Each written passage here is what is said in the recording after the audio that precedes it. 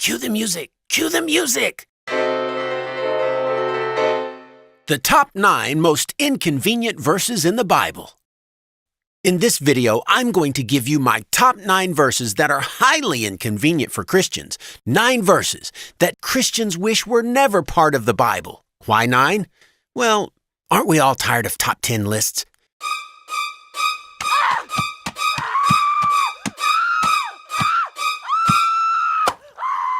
Strike 3, you're out! Where was I? Oh yeah.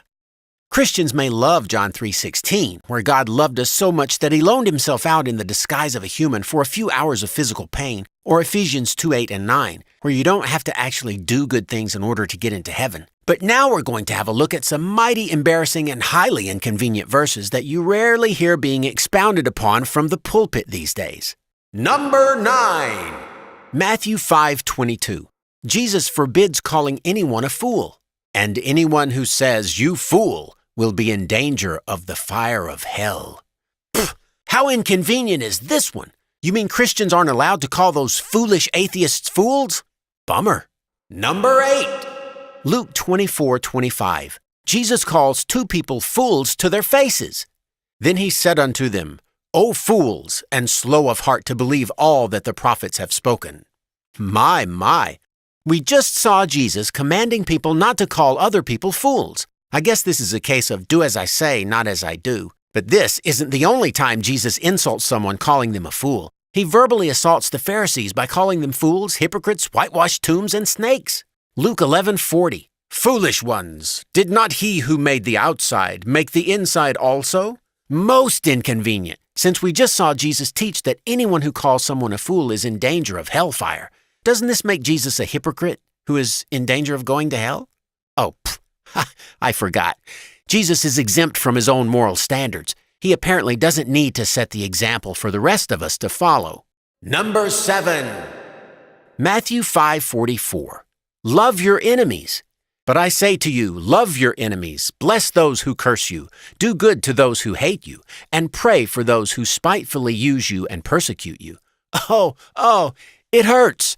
Matthew 5:44, inconveniencing Christians for over 1900 years. This one hurts so much because at best, Christians usually love their enemies about as far as they can throw them. This command is repeated several times in the New Testament, but I suppose the need to burn a witch or bomb an abortion clinic outweighs the need to obey Jesus' commands. And if you plan on posting a hateful comment, Number 6. John 2:15. Jesus has a temper tantrum and attacks people in the Jewish temple. When he had made a whip of cords, he drove them all out of the temple, with the sheep and the oxen, and poured out the changers' money and overturned their tables.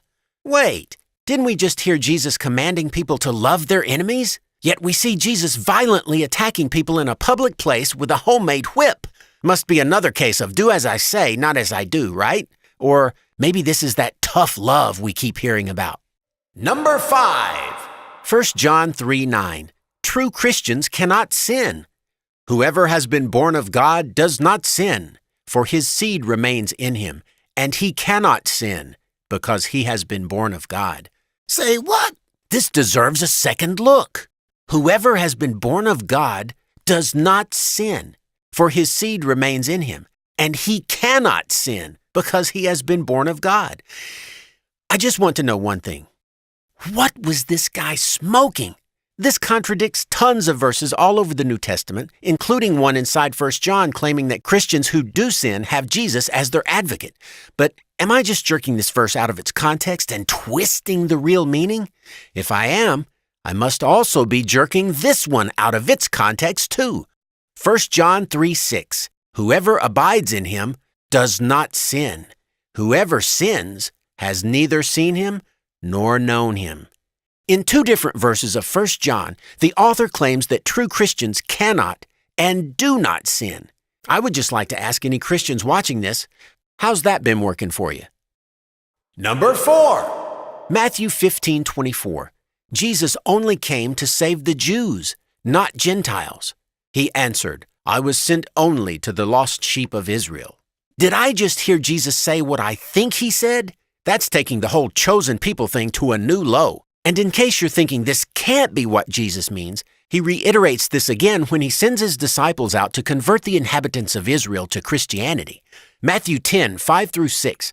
These 12 Jesus sent out with the following instructions. Do not go among the Gentiles or enter any town of the Samaritans. Go rather to the lost sheep of Israel. Jesus explicitly tells his disciples to avoid preaching to anyone who was outside of Israel. My, this is highly inconvenient. Not only does that contradict Paul's letters as well as the Acts of the Apostles, but it also means that unless you were born in Israel, you're going to be spending a very long time down under, mate. And I don't mean Australia. Number 3, Matthew 21:22. God will give you anything you ask for as long as you believe that you'll receive it. If you believe, you will receive whatever you ask for in prayer. Of all the empty promises I've ever heard, well, besides the one I'm going to look at next, this one takes the cake. Of course Christians don't get what they ask for, unless they ask for such intangibles as strength and faith and patience and so on. As long as they pray for something that could happen on its own anyway, they're safe. But don't dare pray for your cousin Benny's amputated leg to be regenerated. And don't dare pray for world peace or that children won't get cancer anymore or even that Jesus returns tomorrow, because that would all be testing God, wouldn't it? Even though Jesus gives only one qualification to the successful petitioning of God, and that is that you believe you'll get what you ask for. Actually, if Christians did try this, it would either prove Jesus to be a liar or misinformed, or prove that you really don't believe.